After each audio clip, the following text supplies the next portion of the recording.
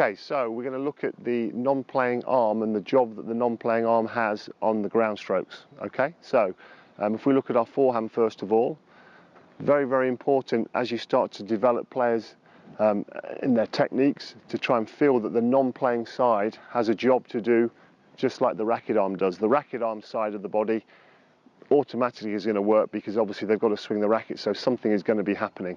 But very, very often, especially with improver players, the non-playing side doesn't actually do too much. Okay, so the first point we're going to look at on the forehand, just from a sort of like a beginner stroke improver level, is to try and feel that we're actually getting our non-playing arm pointing forwards as we get a little bit of rotation, just for two reasons. One is to help them balance, but secondly, it's also important just to try and make them feel that there's an area where they're actually trying to contact the ball. And if they've got their arm extended out and in front of them, then that can also act as an aid to be able to feel that they now know exactly where they want to be contacting that ball. So if I put my hand out as I get ready to hit, my contact point now where my fingers are. Obviously I'm going to move my hand away when the ball comes and hit.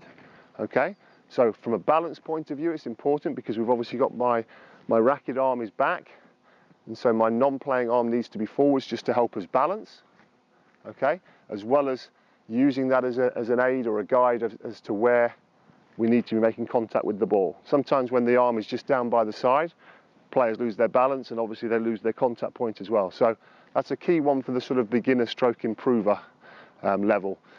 Once they start to get past that level and are looking to maybe try and create more power or have some more rotation, then again, this arm wants to sort of come more across, sort of hold onto the racket throat or the handle, wherever feels comfortable, just for a little bit longer to encourage that twist of the hips and the shoulders. And then from that position, as they go to hit, then the arm's going to come away, hit, and then there can be some kind of follow through where they might catch the racket to start off with, just to feel that they're completing the swing in a nice way. Okay, so we get that movement across, so the arm now isn't necessarily pointing to the ball out in front. We're assuming now that this type of level of player is more confident on finding their contact points, so it's more of an encouragement to try and rotate, get more trunk twist and more power back into the shot. Okay, so there's a couple of tips on the forehand. On the backhand side, really, really important on the slice backhand. Again, both hands on the racket to start off with, but then as we go to hit the slice, we're looking to make sure our non-playing arm again is pushing back as the racket arm is coming forwards. Okay, so on the backhand slice, we're looking to try and create that split of the arms, so we create an opposite force to try and get more power into our slice and more bite, as well as we hit that ball, again, if we've got our arms level, okay, so my non-playing arm is back and my playing arm is forwards, then again we've got good balance when we play the shot as well.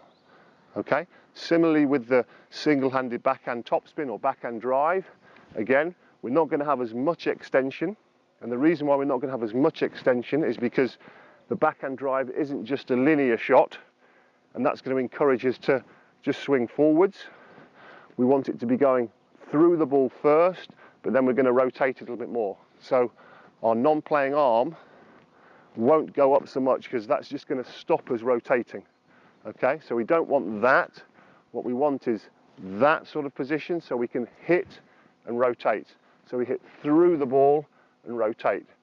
But there is still a job, obviously, that the non-playing arm has to do, which is to push back rather than come forwards with the racket, which is going to encourage some bad habits where we'll probably rotate very early and we won't get the same amount of power that we will if we just split our arms still a little bit from there.